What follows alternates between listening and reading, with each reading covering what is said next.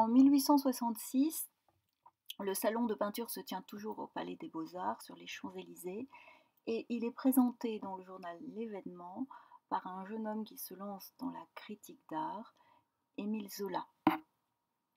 Émile Zola est âgé de 26 ans. Il a passé son enfance à Aix-en-Provence, car il est le fils d'un ingénieur des travaux publics d'origine italienne qui a conçu un canal pour amener l'eau potable dans la ville d'Aix. Mais cet homme est mort prématurément, ce qui a plongé du jour au lendemain sa femme et son fils dans la précarité.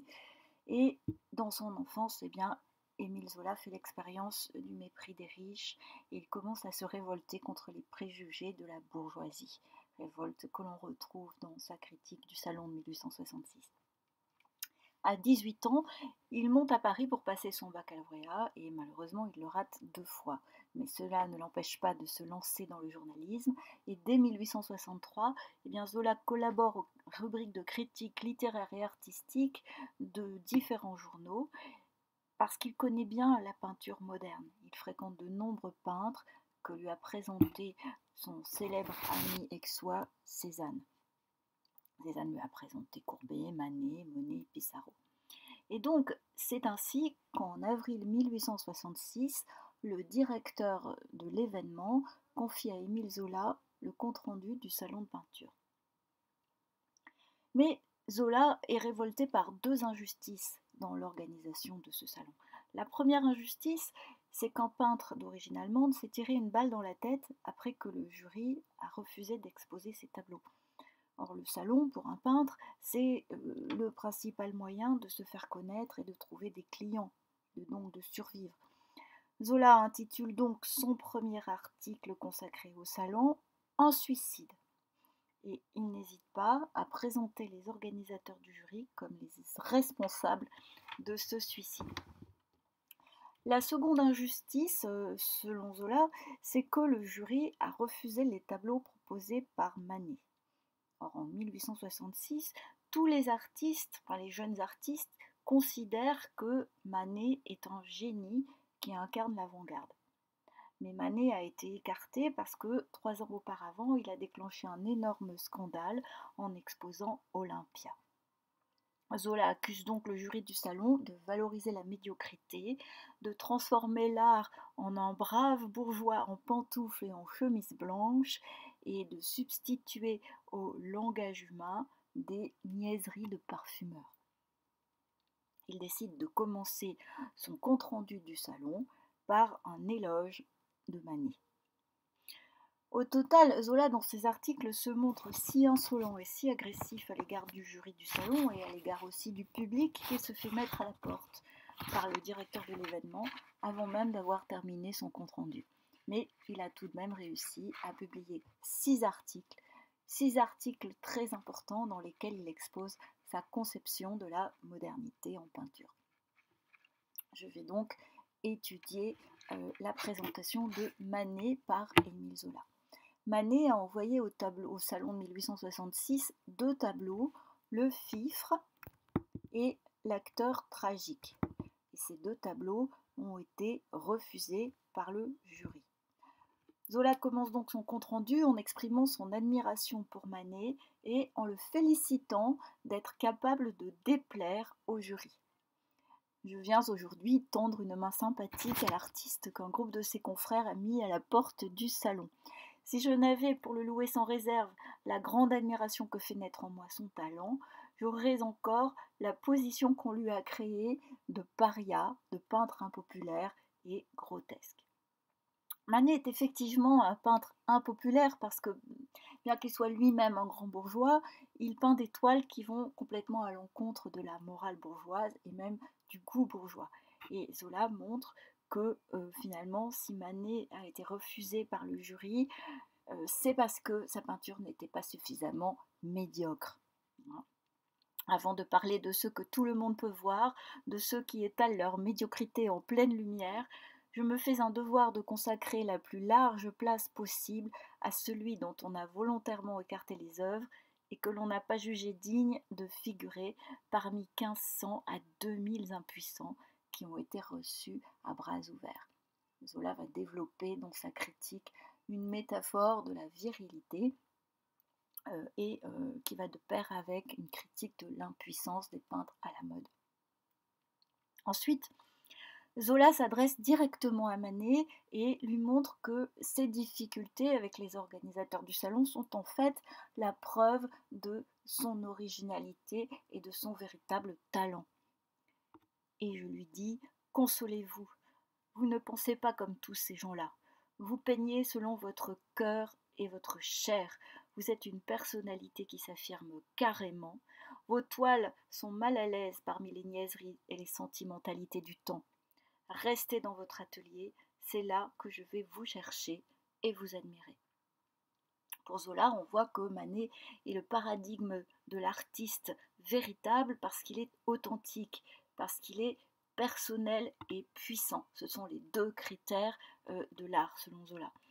Il n'élabore pas sa création à partir de normes académiques ou en se soumettant au goût du public, mais en suivant son cœur et sa chair et en respectant les injonctions de son tempérament.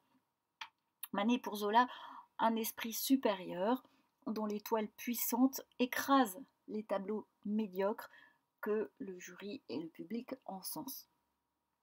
Zola prend alors un risque et, à rebours de l'opinion commune, il affirme que la peinture de Manet est une valeur montante pour les acheteurs. Je suis tellement certain que M. Manet sera un des maîtres de demain que je croirais conclure une bonne affaire si j'avais de la fortune en achetant aujourd'hui toutes ces toiles. Dans 50 ans, elles se vendront 15 et 20 fois plus cher et c'est alors que certains tableaux de 40 000 francs ne vaudront pas 40 francs. Cela prédit une inversion des valeurs du Second Empire. Et nous savons que l'histoire lui a donné raison. Puis Zola propose une définition du style de Manet. Le talent de M. Manet est fait de simplicité et de justesse. Sans doute, devant la nature incroyable de certains de ses confrères, il se sera décidé à interroger la réalité, seul à seul. Il aura refusé toute la science acquise, toute l'expérience ancienne.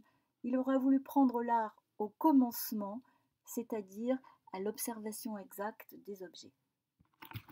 Et comme nous pouvons le voir en effet dans l'acteur tragique, Manet privilégie la simplicité.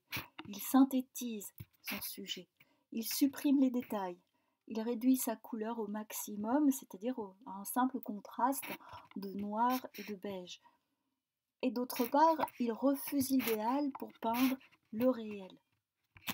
Contrairement à tous les artistes à la mode qui peignent un monde imaginaire et incroyable, c'est-à-dire non crédible, eh bien, Manet représente la réalité avec objectivité, selon une démarche scientifique. Pour Zola, en réalité, Manet est déjà un peintre naturaliste. Zola déclare ensuite que Manet fait table rase de toute la tradition picturale. Ce n'est pas tout à fait exact. En réalité, Manet s'inspire de Velázquez, qu'il a découvert l'année précédente au musée du Prado à Madrid. C'est à Velázquez qu'il emprunte la suppression du fond et sa manière de voir, comme dit Zola, par larges tâches et par opposition vigoureuse. Zola mentionne ensuite le déjeuner sur l'herbe que Manet avait exposé en 1863 au Salon des Refusés, cette exposition que Napoléon III avait organisée pour les artistes non admis au salon officiel.